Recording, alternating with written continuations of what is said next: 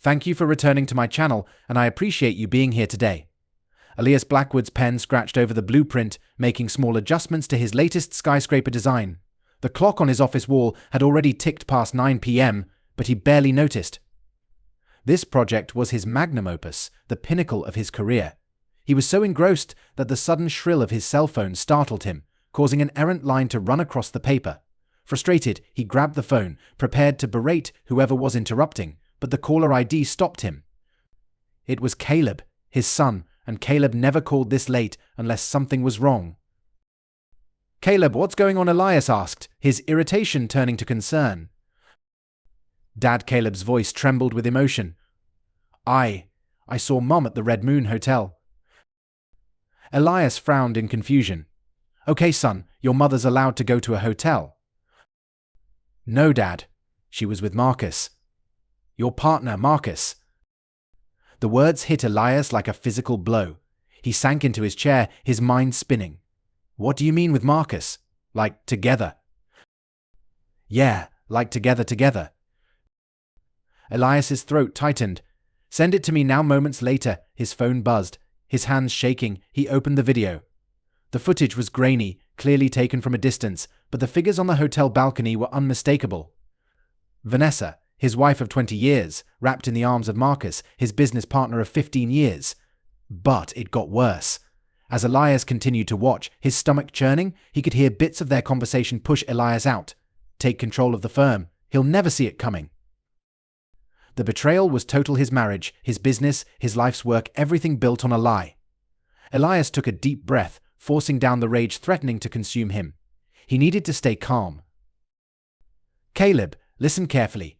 Go home immediately. Don't tell your mother you saw her, and don't give any indication that something's wrong. I'll handle this." "But Dad." "Now, Caleb, go home and act normal. I'll explain everything soon." After hanging up, Elias sat motionless for a moment, his mind racing. Then, with measured calm, he picked up his office phone and dialed a number he knew by heart. "Jack, it's Elias Blackwood. I need your help. My wife has been unfaithful, and I want to start divorce proceedings right away. Yes, I have proof. I also need you to freeze our joint accounts and begin securing my assets." "No, this can't wait until morning. I'm coming to your office now." Elias gathered his belongings and headed for the door. Before switching off the lights, he glanced back at the blueprint on his desk. The stray line he'd drawn now cut through the design like a crack in the foundation. How fitting, he thought bitterly, as he stepped out into the night, leaving behind the shattered remnants of his former life. Vanessa Blackwood hummed to herself as she pulled into the driveway, still basking in the glow of her afternoon with Marcus. The house was dark and quiet. As usual, Elias often worked late, and Caleb was likely holed up in his room with his video games. She flipped on the kitchen light and froze. Something felt off. The air seemed charged with an unspoken tension. Her eyes darted around the room, finally landing on a stack of papers on the counter that hadn't been there earlier. Heart pounding, she approached cautiously, as if the papers might bite. The top sheet bore an official letterhead notice of divorce proceedings. "No," she whispered, her fingers trembling as she rifled through the stack. Divorce papers, bank statements, and screenshots of a video showing her and Marcus on the hotel balcony. The blood drained from Vanessa's face as the full weight of the situation crashed over her. He knew. Somehow, Elias knew everything. Panic surged through her as she fumbled for her phone and dialed Elias's number. A robotic voice informed her that the line had been disconnected. Frantic now, she tried Caleb's number, only to get the same result. No, she muttered, racing upstairs. Caleb's room was empty, his closet half bare. In the master bedroom, Elias's side of the closet stood open, his suitcase missing. Back downstairs, Vanessa booted up the family computer, her hands shaking as she tried to access their joint bank accounts. Frozen. Not drained, thank God, but completely inaccessible. She collapsed into a chair, her mind spinning. How had everything unraveled so fast? Just that afternoon, she'd felt on top of the world, certain that her affair was hidden, and her plan with Marcus to seize the firm was progressing smoothly. But she should have known better. Elias was always 3 steps ahead, always anticipating every outcome. Of course he wouldn't confront her directly, he'd strike from the shadows, methodically and without mercy. As the shock wore off, fear set in. Vanessa knew her husband. Divorce wouldn't be the end. He'd make her pay for the betrayal, strip away everything she valued. And Marcus, did he know yet? Were his accounts frozen too? Their entire plan was unraveling, and she was powerless to stop it. Vanessa reached for her phone again, this time dialing Marcus with shaking fingers. It rang once, twice. Vanessa, Marcus's groggy voice came through. "Do you know what time it is?"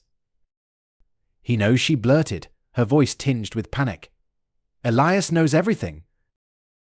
There was a long pause on the other end. When Marcus finally spoke, his voice was tight with fear. "What do you mean everything?" "The affair, the plan to take over the firm, all of it. He's filed for divorce and frozen our accounts. He and Caleb are gone." Marcus exhaled sharply. "How? We were so careful. Careful enough to get caught on video," apparently Vanessa said bitterly. "What are we going to do?" Another pause. "Okay, don't panic. We need to think this through. Have you called your lawyer?" "No, I called you first." "All right, here's what we'll do. Call your lawyer immediately. I'll call mine. We need to get ahead of this before Elias can cause more damage. We'll meet in the morning to figure out our next move." Vanessa nodded, though Marcus couldn't see her. "Okay, you're right. We can fix this." But as she hung up and dialed her lawyer's emergency number, a cold dread settled in her stomach. She knew Elias too well. He wouldn't have made a move like this without an airtight plan. Whatever happened next, she had a sinking feeling it was already too late to stop it. The headlights of Elias's BMW sliced through the darkness as he drove down the empty highway. In the passenger seat, Caleb stared silently out the window at the passing shadows. They had left the house just after midnight, slipping away like thieves in the night. Elias had been meticulous, leaving no trace of their destination. New identities, secured through channels he'd hoped never to use, awaited them at the end of this road. He glanced at his son, his heart aching at the pain, so clear on the boy's face. "You okay, kid?" he asked softly. Caleb shrugged, still staring out the window, "I guess." "Where are we going?" Caleb asked. "Somewhere safe," Elias replied. "A place where we can start over." "What about Mum? And school? And my friends?" Elias sighed heavily. "I know this is tough, Caleb, but your mum made her choice. Right now, we have to protect ourselves." "So we're running away?" "It's not running away," Elias said, shaking his head. "It's a strategic retreat. We need time to regroup and figure out our next step." Caleb finally turned to face his father, his eyes glistening with unshed tears. "Did you know about Mum and Marcus?" Elias's grip on the steering wheel tightened. "No, I had no idea." "How could she do this to us?" Caleb's voice cracked with raw emotion, making Elias's chest tighten with grief. He wanted to stop the car and comfort his son, but they couldn't stop, not yet. "I don't know," son Elias replied quietly. "People can do horrible things sometimes. But I promise we'll get through this. Together." Caleb gave a slow nod before turning back to the window. Elias kept his eyes on the road ahead, his mind racing with plans and backup plans. He had left a cryptic message for his most trusted employee, ensuring the firm's projects would continue in his absence. It wasn't a perfect solution, but it would buy them time. As the miles stretched on, Elias's thoughts wandered to Vanessa and Marcus. By now they would be in a panic, desperately searching for any sign of him and Caleb. A part of him, a dark and vengeful part, relished the thought of their fear. Let them squirm. Let them feel a fraction of the pain they had caused him. But he pushed those thoughts away. This wasn't about revenge. It was about protection, keeping Caleb safe from the emotional fallout, giving them both the time they needed to heal and plan their next move. If disappearing left Vanessa and Marcus off balance and prevented them from hiding assets or coming up with alibis, well, that was just a bonus. As dawn broke and they crossed the state line, the first rays of sunlight painted the sky in soft pinks and golds. It felt like the start of something new. Elias reached over and squeezed Caleb's shoulder. "We're going to be okay, Caleb. I promise." And as they drove on into the unknown, Elias silently vowed to keep that promise, no matter the cost. Nathan Reed stood at his drafting table, his pencil moving swiftly over the blueprint with precision born of years of practice. Around him, The quiet hum of the open concept office was a far cry from the high-powered firm he had walked away from 6 months earlier. Yet, there was a deep satisfaction in this work that he hadn't felt in years. He glanced at the clock. It was almost time for Ethan to get home from school. The name still felt foreign on his tongue sometimes. Ethan, not Caleb. And he was Nathan now, not Elias. New names, new identities, a new life painstakingly constructed in the aftermath of betrayal. Portland, Maine, had been a calculated choice, far enough from their old life to avoid recognition, yet close enough to the architectural world so Nathan's skills wouldn't go to waste, and they hadn't. His small firm was already gaining a reputation for innovative, sustainable urban designs. Right on cue, the bell over the office door chimed as Ethan trudged in, his backpack slung over one shoulder, a half-eaten apple in his hand. "Hey, kid," Nathan greeted, studying his son's face. The dark circles under Ethan's eyes seemed a little lighter today. Small progress, but progress nonetheless. "How was school?" Ethan shrugged and dropped into a chair. "Fine, I guess. We've got a group project in history. My partner seems cool." Nathan nodded, keeping his expression neutral. Every new friendship was a potential risk to the fragile anonymity they had created, but he couldn't deny his son the chance to have some semblance of normal life. "That's good," Nathan said, his tone cautious. "Just remember." I know, Ethan interrupted. "Keep it casual. Don't share too much personal stuff. I'm not stupid, Dad." Nathan sighed. "I know you're not. I just worry." Ethan's face softened. "Yeah, I know. It's fine. I'm going to go do my homework."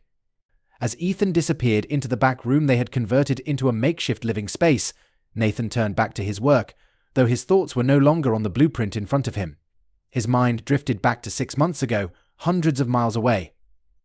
He booted up his encrypted laptop, fingers moving quickly over the keys as he navigated through layers of security. Within moments, he was looking at the latest reports on Vanessa and Marcus's increasingly desperate attempts to find them. At first, it had been almost comical, watching them flail as private investigators came up empty-handed again and again, but recently their efforts had become more frantic. Nathan knew why. The lawsuits were piling up, and the firm was teetering on the edge of bankruptcy. Good, he thought. Let them squirm. But even that wasn't enough, not nearly enough to make up for what they'd done. Nathan's eyes flicked to a folder on his desktop, innocuously labeled Project X. Inside was a trove of incriminating evidence, emails detailing fraudulent billing, records of kickbacks, and proof that designs had been stolen from junior architects. It had taken months of careful hacking and data mining to gather everything, but it would be worth it. Soon he would spring the trap, and Vanessa and Marcus would face the full consequences of their betrayal. Nathan closed the laptop, a grim smile curling at the edges of his mouth. He had been naive once, blind to the schemes unfolding right under his nose. Never again. This time, he was the one 3 steps ahead, and God help anyone who stood in his way. Vanessa Blackwood stared at the pile of papers on her desk, each one a ticking time bomb threatening to tear her carefully constructed world apart. Lawsuits from clients alleging breach of contract, payment demands from suppliers, and worst of all, a foreclosure notice from the bank about the firm's office building. How had it all unraveled so fast? She knew the answer, of course. It had started the day Elias vanished, taking Caleb with him. In the blink of an eye, she had lost her husband, her son, and the steady hand that had guided the firm's success. At first, she and Marcus had been confident they could weather the storm. They had charm, talent, and connections. But as weeks turned into months with no sign of Elias or Caleb, cracks began to appear. Clients grew wary, questioning the stability of a firm whose founding partner had disappeared without a trace. Junior architects, once eager to impress, now watched them with suspicion. Then the lawsuits had started, one after another, like dominoes falling, each one chipping away at their reputation, their resources, their resolve. A knock at the door interrupted her thoughts. Marcus walked in, his once crisp suit now wrinkled, dark circles under his eyes mirroring her own. Any word, Vanessa asked, though she already knew the answer. Marcus shook his head in frustration. Nothing. It's like they disappeared into thin air. The pie we hired in Boston thought he had a lead, but it turned out to be another dead end. Vanessa slumped in her chair, looking defeated. We can't keep this up, Marcus. The money is running out, and if we don't find a way to settle these lawsuits. I know, Marcus said, running his hand through his thinning hair. But what other options do we have? If we could just find Elias, maybe we could reason with him. A bitter laugh escaped Vanessa. Reason with him? After everything we did, he'll destroy us, Marcus, and you know it. Before Marcus could reply, Vanessa's computer chimed with an incoming email. She opened it, her eyes widening as she read the contents. What is it? Marcus asked, leaning over her shoulder to take a look. It's a buyout offer for the firm, she said, her voice filled with disbelief. Marcus frowned. From who? I don't know, Vanessa replied. It's from some holding company I've never heard of, but look at these numbers, Marcus. This could solve everything. As they carefully reviewed the offer details, neither of them noticed the tiny camera concealed in the potted plant on Vanessa's desk, quietly recording their every action. Elias leaned back in his chair, a satisfied smile tugging at the corners of his mouth as he watched the live feed from Vanessa's office. The bait had been taken, just as he expected. It had been almost too easy, a series of shell companies, a trusted intermediary managing the negotiations, and now he held Vanessa and Marcus's fate in his hands. They were so desperate for a way out that they hadn't even questioned the suspiciously detailed conditions of the buyout: full disclosure of all financial records, a non-compete clause that would end their careers if violated, and personal guarantees against any undisclosed liabilities. Elias chuckled darkly. He knew they would sign it all, and in doing so, they would hand him every piece of evidence he needed to bury them. A noise from the other room pulled his attention away. Caleb, no! Ethan, Elias reminded himself, was home from school. Quickly, he closed the video feed and composed himself. His son didn't need to see the depth of his plans for revenge. Hey, kiddo, Elias called out as Ethan walked into the room. How was school? Ethan shrugged, dropping his backpack on the floor. It was okay, I guess. We started a new unit in history. The teacher wants us to pick a historical figure for a report. Elias nodded, trying to sound enthusiastic. That sounds interesting. Anyone stand out to you? I was thinking about Frank Lloyd Wright, Ethan said, a hint of his old passion for architecture creeping into his voice. You know, since we're supposed to be this big architecture family and all. Elias felt a pang in his chest. This big architecture family. The life they had left behind, the legacy he had built, it was all tarnished now by betrayal. But he forced a smile. Wright was a visionary. I'm sure you'll do a fantastic job on that report. Ethan nodded but hesitated, fiddling with the strap of his backpack. Dad, do you think? I mean, is there any chance we can go home soon? Go back to our real names? Elias's jaw tightened. Ethan, we've been over this. It's not safe yet. Your mother and Marcus. I know, Ethan interrupted, his voice tinged with frustration. They betrayed you. They're trying to find us, blah, blah, blah. But Dad, it's been months. Don't you think maybe it's time to, I don't know, try to work things out? For real, instead of all this cloak and dagger stuff. For a brief moment, Elias was tempted to tell his son everything, the evidence he had gathered, the trap he was setting, the reckoning that was coming, but he held back. Ethan was still so young, still clinging to the hope of reconciliation. He wasn't ready to face the full extent of the betrayal, or the lengths to which Elias was willing to go to make things right. I'm working on it, son, Elias said instead. I promise, we won't have to live like this forever. Just trust me a little longer, okay? Ethan nodded, though the doubt in his eyes was clear as he trudged off to his room. Elias turned back to his computer, his mind already racing through the next steps of his plan. Soon, he thought to himself. Soon it would all be over, and we can go back to our real lives, but first Vanessa and Marcus had to pay, and they would pay in full. Jack Hawthorne prided himself on being the best private investigator in the business. He had cracked cases that had stumped the FBI and tracked down people in countries that barely appeared on maps. But this Elias Blackwood case was starting to make him question his own abilities. Leaning back in his chair, he stared at the web of connections and dead ends pinned to his office wall. 6 months of work, and he was no closer to finding Blackwood or his son than he had been on day one. It didn't make sense. A man like Blackwood, a successful architect with a high profile in the industry, didn't just vanish without leaving a trace. There should have been something: credit card transactions, phone records, school enrollments for the kid. but there was nothing. It was as if they had ceased to exist the moment they drove away from their home that night.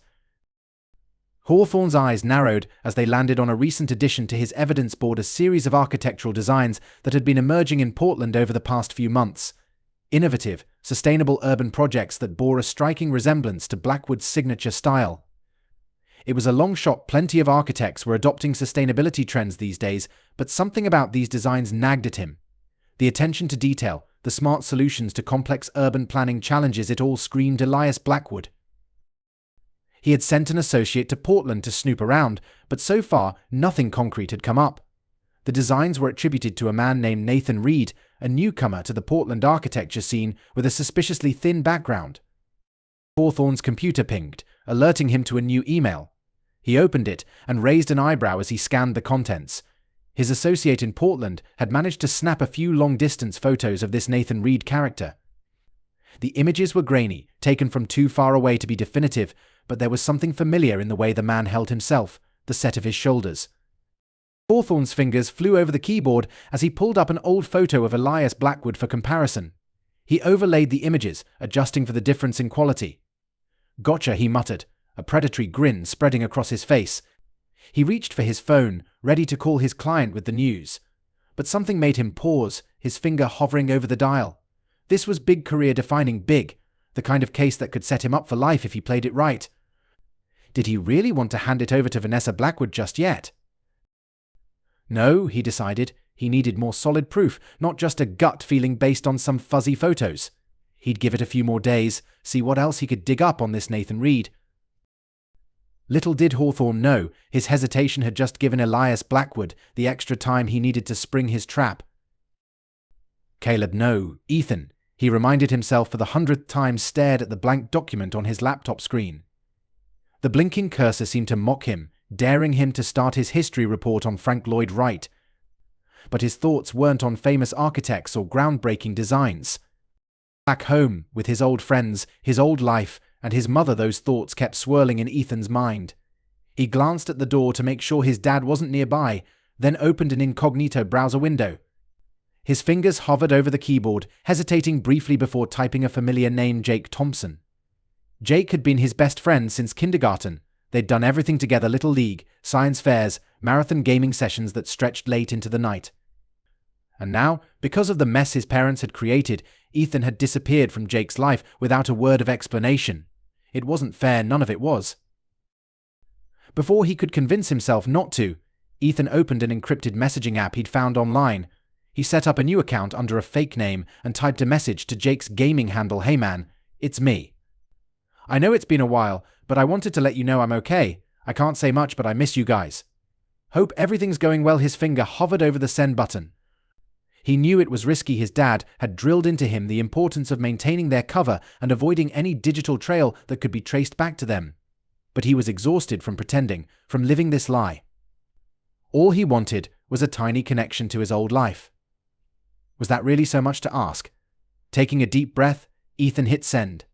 The message vanished into cyberspace, and he quickly closed the browser window, his heart racing. What he didn't know was that, hundreds of miles away, a small alert popped up on Jack Hawthorne's computer. The private investigator had cast a wide net in his search for the Blackwoods, monitoring the activities of known associates for any unusual behavior. An encrypted message sent to Jake Thompson's gaming account from an unknown source definitely qualified as suspicious. As Hawthorne began the process of tracing the message, Ethan leaned back in his chair, feeling both relief and anxiety twist in his stomach. He had done it. He had reached out. Now, all he could do was wait and hope that somehow things would turn out okay. Elias's fingers flew over his keyboard, lines of code flashing on the screen at a speed that was hard to follow. He had detected the security breach almost immediately. One outgoing message from Ethan's computer to an encrypted messaging service. His first reaction was anger. He had trusted Ethan to understand the gravity of their situation, to follow the rules he had laid out so carefully. But as Elias worked to erase the digital footprint left by his son's moment of weakness, that anger shifted into something else: understanding, maybe even sympathy. After all, Ethan was still a kid. A kid who had been ripped away from everything familiar, forced to live under a false identity for months. It was no surprise that he had reached out eventually. Elias should have anticipated it. As he finished covering their tracks, Elias leaned back in his chair, his mind racing. This close call was a wake-up call. He had been so consumed with his plans for revenge, so focused on protecting them from external threats, that he had overlooked the very real danger posed by Ethan's growing isolation and frustration. He needed to move faster. The longer they lived in this limbo caught between their old lives and new ones, the greater the risk, not just of being discovered, but of losing Ethan altogether. His decision made, Elias pulled up the file containing all the evidence he had gathered against Vanessa and Marcus. It was time to set his plan into motion, time to end this once and for all. As he began to take the final steps, a small, grim smile crept across his face. Vanessa and Marcus thought they had won when they betrayed him, but they had no idea what was about to hit them. Let them come, Elias thought. Let them try to find us. We'll be ready. This time, he would be the one holding all the cards. The game was nearing its conclusion, and Elias Blackwood was determined to come out on top. Vanessa Blackwood's heels clicked sharply against the polished concrete floors of the Portland office building, each step echoing her grim resolve. Beside her, Marcus shifted nervously, his eyes darting around as if he expected an ambush at any moment. "Are you sure about this?" he whispered for what felt like the 100th time since they'd landed in Maine. Vanessa clenched her jaw. "We don't have a choice, Marcus. If Hawthorne is right, if Elias is really here, we need to confront him before he can do any more damage." The elevator dinged softly, and the doors slid open to reveal a modest hallway. At the far end was a frosted glass door bearing the name Reed Architectural Solutions in sleek, modern lettering. Vanessa's heart pounded as they approached. Nathan Reed, the alias Elias, had apparently been hiding behind for months. The idea that he thought a new name could erase their past was almost laughable. Without hesitation, she pushed open the door. The reception area was empty, but voices carried from an office just beyond. One of them was achingly familiar, and it stopped her in her tracks. ... And if we adjust the solar panels here, we can increase efficiency by at least 15%. Elias, after all this time, all the sleepless nights and desperate searching, he was right there, just a few steps away. Vanessa strode forward, Marcus trailing behind her like a reluctant shadow. As they entered the office space, the conversation halted abruptly. "Elias, no!" Nathan now stood at a drafting table, blueprints spread in front of him. Next to him was a lanky teenager who could only be Caleb. The boy stared at them, his eyes wide with shock. For a long, tense moment, no one moved. No one spoke. The tension in the room was so thick, it was palpable. Then Elias straightened, his expression hardening into a mask of cold fury. "Well," he said, his voice dripping with sarcasm, "isn't this a pleasant surprise? To what do I owe the honor?" Vanessa struggled to find her voice. All the speeches she had rehearsed on the plane, all the accusations and explanations she had had prepared, seemed to evaporate in the face of Elias's icy stare. It was Marcus who finally broke the silence, stepping forward with a nervous chuckle. "Come on, Elias. Enough of this cloak and dagger nonsense. We're here to talk. That's all. Let's work this out like adults." Elias's laugh was sharp and full of bitterness. "Work things out. Is that what you're calling this? Tell me, Marcus, what exactly are we supposed to work out? The part where you slept with my wife, or the part where you planned to steal my company right from under me?" Marcus paled, stepping back instinctively. Vanessa forced herself to hold Elias's gaze. "We made mistakes," she said quietly, "terrible mistakes. But disappearing like this, taking Caleb Elias, you have to realize how wrong that is." "Do I?" Elias's voice was dangerously quiet. "Do I really, Vanessa? Because from where I stand, protecting my son from two selfish, manipulative liars seems pretty right to me." Caleb, or whatever name he was using now, shifted uncomfortably. "Dad," he started, but Elias silenced him with a glance. "It's okay, son," Elias said, his tone softening slightly. "Why don't you go wait in the back room? The adults need to have a talk." For a moment it looked like Caleb might protest, but something in Elias's expression must have changed his mind. Caleb nodded and quietly left the room. The instant the door clicked shut behind him, the temperature in the room seemed to drop. Elias's eyes, as cold as ice, swept over Vanessa and Marcus. "So," he said, "you found me. Congratulations. I'm sure the bottom-feeding pie you hired is quite pleased with himself. But the question is, what exactly do you think you're going to accomplish here?" Vanessa took a deep breath, trying to steel herself. "We want to make things right, Elias. The company is falling apart without you, the lawsuits, the financial problems, we can fix it. Come home. Let's put this all behind us. For a brief moment, something flickered in Elias's eyes. Was it regret? Longing? But it disappeared so quickly Vanessa couldn't be sure she'd seen it at all. Put it behind us, Elias repeated, his voice flat. Just like that? Wave a magic wand and pretend none of this ever happened. Is that what you really think will happen? Marcus, emboldened by the lack of immediate violence, stepped forward. Look, we all made mistakes, but dragging this out, hiding like a fugitive, it's not good for anyone, especially not Caleb. Think about his future, Elias, his friends, his school. You can't keep him isolated forever. It was the wrong thing to say. Elias's face darkened, his eyes stormy with anger. His future, Elias snarled. Don't you dare pretend to care about my son's future, not after what you've done. Marcus's own temper flared. You're the one who took him. You're the one forcing him to live this ridiculous fake life. Do you really think his new friends would stay if they knew the truth? Maybe I should go tell them right now. I'm sure they'd love to hear that their buddy, whatever name you've given him, isn't who they think. He is? Marcus didn't get to finish. In 2 swift strides, Elias crossed the space between them and landed a punch on Marcus's jaw, the sickening crack filling the air. Marcus stumbled backward, blood trickling from his split lip. Dad, Caleb's voice cut through the tension. He stood in the doorway, his eyes wide with shock and fear. Elias froze, lowering his raised fist slowly. For a moment, the mask of cold fury slipped, revealing the pain and torment underneath. It's okay, Caleb, he said softly. Everything's going to be fine. I promise. Vanessa, who had been watching in horror, seized the opportunity. Caleb, honey, she said, taking a tentative step toward him. I've missed you so much. Please, can we just talk? Your father and I, we can work this out. We can be a family again. Caleb's eyes darted between his parents, confusion and turmoil evident in his expression. For one heart-stopping moment, Vanessa thought he might actually come to her, but then his face hardened and he stepped to stand beside Elias. No, Caleb said, his voice steady, though his hands trembled slightly. No, we can't. Elias placed a protective hand on Caleb's shoulder, his gaze never leaving Vanessa and Marcus. I think he said in a deceptively calm tone, it's time for you to leave. Marcus, still holding his bleeding lip, opened his mouth to argue, but Vanessa grabbed his arm, shaking her head. This confrontation had gone wrong in every possible way. They needed to regroup, to come up with a new plan. This isn't over, Elias, Vanessa said, as they backed toward the door. You can't run forever. Elias's smile was cold, sharp as a blade. I'm not running anymore, Vanessa. In fact, I've just begun. As the door shut behind them, a chill ran down Vanessa's spine. She had come here expecting to find Elias broken, desperate.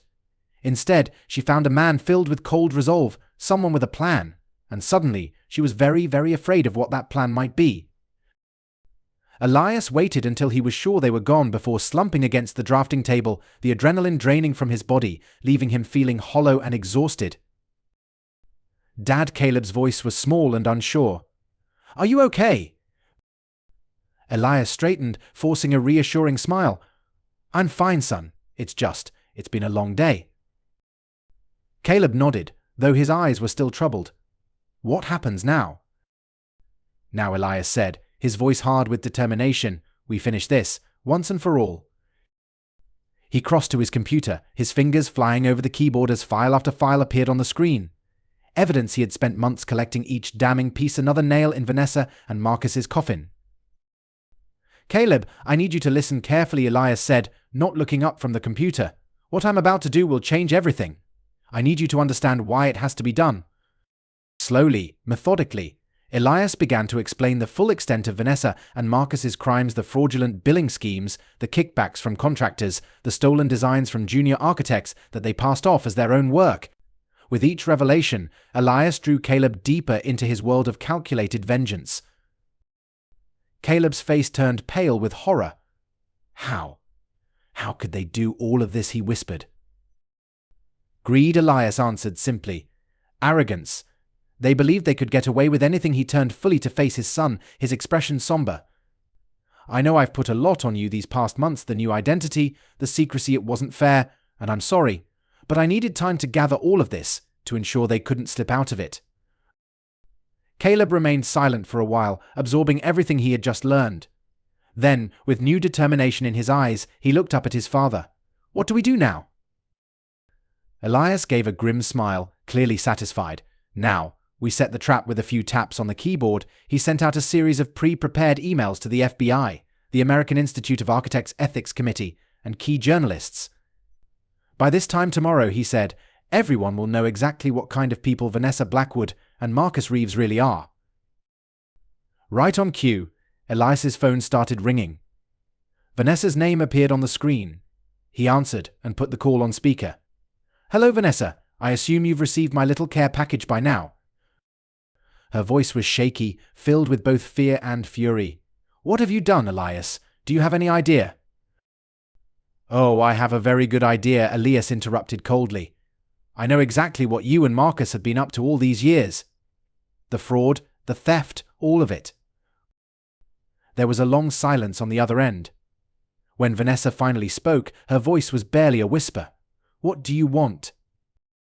"What I want," Elias replied calmly, "is for you and Marcus to return to my office right now. We have some paperwork to go over." "Paperwork?" Marcus's voice was panicked. "What kind of paperwork?" "Confessions," Elias said plainly. "Detailed confessions of every illegal act you've committed, along with some non-disclosure agreements. You'll sign them, or I'll make sure every piece of evidence I have ends up with the authorities." "You can't do this," Vanessa hissed. "You'll destroy everything we built." Elias's laugh was bitter. "No, Vanessa, you destroyed it. I'm just making sure you face the consequences." Another long silence followed, and then Marcus spoke, his voice sounding resigned. "We'll be there in 10 minutes. After the call ended, Elias turned to Caleb. His son looked pale but determined. "Are you sure about this, Dad?" Caleb asked. Elias nodded, placing a hand on Caleb's shoulder. "I'm sure. It's time for the truth to come out, all of it." As they waited for Vanessa and Marcus to arrive, Elias felt a weight lift from his shoulders. Soon everything would be over. Justice would be served, and maybe, just maybe, he and Caleb could finally begin to rebuild their lives. The next hour passed in tense silence, punctuated only by the sound of pens scratching on paper. Vanessa and Marcus, both looking ashen, signed page after page of carefully prepared documents. Each confession detailed every fraudulent act, every stolen design, every breach of ethics. Elias watched them with icy satisfaction, while Caleb stood quietly by his side. This was the moment Elias had been working toward for months, his revenge, delivered in the form of meticulously crafted legal documents, all binding and inescapable. As Vanessa scrawled her name on the final page, her hand trembling, she looked up at Elias with eyes filled with despair. "Is this really what you want?" she asked softly. "To see us ruined? Imprisoned?" For a moment, Elias hesitated, the weight of their shared past, the love, the good times pressing down on him. But then he remembered the betrayal, the pain, and his resolve hardened again. "What I want," he said quietly, his voice cold and steady, "is for you to face the consequences of your actions. Something you've both managed to avoid for far too long." Marcus, who had remained uncharacteristically silent throughout the process, suddenly slammed his fist on the table. "You sanctimonious bastard," he spat. "You think you're better than us? You've schemed and manipulated just as much as we have. You're no different." "That's enough." Caleb's voice cut through the tension, strong and clear. He stepped forward, glaring at both Vanessa and Marcus. "You don't get to act like victims, not after what you've done." Vanessa flinched as if struck. "Caleb, honey, please." No, Caleb shook his head, his voice steady. "I've heard enough. You betrayed Dad, you betrayed me, and you destroyed everything our family stood for. Was it really worth it? For money? For power?" The silence that followed was deafening. For once, Vanessa and Marcus had no response. Elias placed a hand on Caleb's shoulder, feeling a mixture of pride and sadness. His son had grown up far too quickly in these last few months. "It's over," Elias said quietly. "You should go now. Your lawyers will be in touch about the next steps." Vanessa and Marcus gathered their things, moving as though in a daze, like survivors of some terrible disaster. As the door clicked shut behind them, Elias felt the last of his anger ebb away, replaced by a deep exhaustion and a pang of regret for what might have been. The office was suddenly too quiet. After a long moment, Caleb spoke. "So, what happens now?" Elias sighed, running a hand through his hair. "Now," he said, "we start over. For real this time." He walked to the window, gazing out at the Portland skyline. It was a beautiful view, one he had grown fond of over the past few months, but it wasn't home. Not really. "I think," he said slowly, "it's time for Elias and Caleb Blackwood to come back." Caleb's eyes widened. "You mean we can go back? Use our real names?" Elias nodded. "The truth is going to come out soon enough. There's no reason to hide anymore. You deserve to reclaim your life, your friends, your school, all of it." To Elias's surprise, Caleb didn't immediately light up. Instead, he frowned, deep in thought. "What about you, Dad? Your career, your reputation. Won't this hurt you too?" The question caught Elias off guard. He had been so focused on his plan, so driven by his need for justice, that he hadn't fully considered what the fallout would mean for his own future. I'm not sure," he admitted. "There will probably be questions about why I disappeared, about my involvement. But the truth is on our side. We'll get through it." Caleb nodded slowly, then stepped forward and did something that took Elias by surprise. He hugged him, tightly and fiercely. "I'm proud of you, Dad," Caleb mumbled into his father's shirt. "For standing up to them, for doing what's right." A lump formed in Elias's throat. He hugged his son back, marveling at how tall and strong he had become. "I'm proud of you too, kiddo. More than you know." As they pulled apart, Elias felt a shift in the air, as though a great burden had been lifted. The revenge that had driven him for so long suddenly felt hollow in comparison to his son's unwavering support. "Come on," Elias said, grabbing his jacket. "Let's get out of here for a bit. I think we both could use some fresh air." They walked together in silence through the streets of Portland, the crisp autumn air filling their lungs. When they reached a small park overlooking the harbor, Elias led Caleb to a bench. "Caleb," he started, then paused, correcting himself. "No, I guess it's time we go back to using our real names." "Caleb, I owe you an apology." Elias's voice was serious, and when Caleb looked up, surprise was clear on his face. "For what?" Caleb asked. Elias sighed, running a hand through his hair. "For pulling you into this whole mess, for turning your life upside down, and for making you live a lie.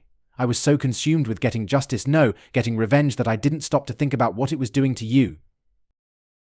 Caleb stayed quiet for a long time, his eyes fixed on the boats rocking gently in the harbor.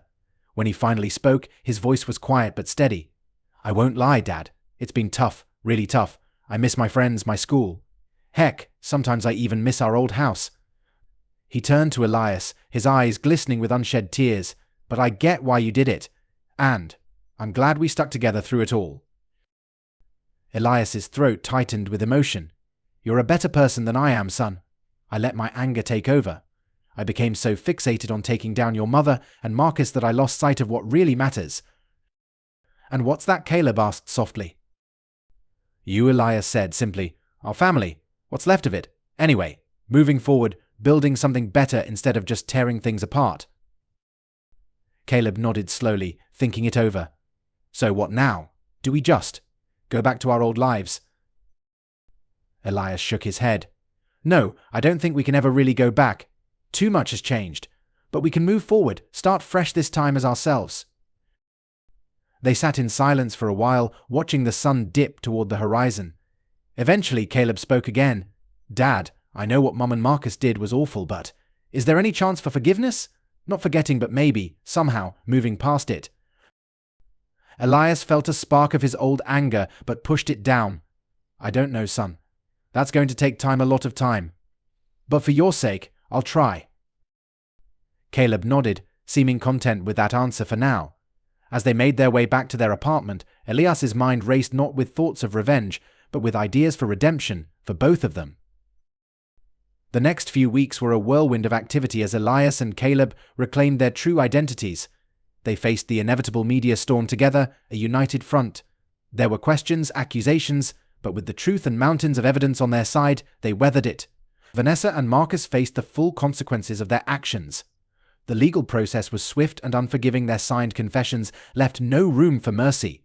Watching them led away in handcuffs, Elias felt no satisfaction, only a deep sense of loss over what had been destroyed.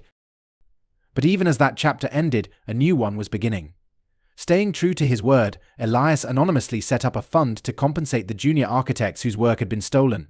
It wouldn't erase the harm, but it was a start. Then, on a crisp Saturday morning, Elias found himself standing in front of a group of wide-eyed teens at a local community center. Caleb was beside him, nervously shuffling a stack of papers. "Good morning, everyone," Elias began. "I'm Elias Blackwood, and this is my son, Caleb. We're here to talk to you about architecture, but more than that, we're here to talk about building. Not just buildings, but lives, building with integrity." As he spoke, Elias felt a warmth spread through his chest. This, he realized, was what he'd been missing, not the thrill of revenge, but the simple joy of creating something meaningful. Caleb stepped forward, his initial nerves fading as he explained the basics of drafting to the group. Elias watched him with pride, seeing not just a son but a young man finding his place. As the session wound down, one of the kids raised her hand. "Mr. Blackwood, why are you doing this? I mean, you're a famous architect. Why bother with us?" Elias exchanged a glance with Caleb before replying. "Because," he said gently, "everyone deserves a chance to build something beautiful. And sometimes the most important thing we can build is a better version of ourselves." As they packed up their materials, Caleb nudged Elias with a grin. "Nice speech, Dad. Very after-school special." Elias chuckled, ruffling his son's hair. "Hey, cut me some slack, I'm still figuring out how to be a role model." They stepped outside into the sunlight, the future spreading out before them like a blank blueprint, waiting to be filled with new ideas and dreams. It wouldn't be easy. Elias knew the scars of the past wouldn't fade overnight. But for the first time in a long while, he felt something genuine hope. As they walked down the street, Caleb's voice broke the silence. "Hey, Dad! I'm glad we're doing this together." Elias smiled, wrapping an arm around his son's shoulders. "Me too, kid. Me too." As they rounded the corner, the sun reflected off the buildings around them, as if the city itself was giving a nod of approval to the new blueprint they were drawing, not one made of steel and glass, but one of redemption and second chances. This is where our story ends. Let me know your thoughts in the comments. If you enjoyed this tale, please subscribe to the channel, click on the video on your screen, and I'll see you there.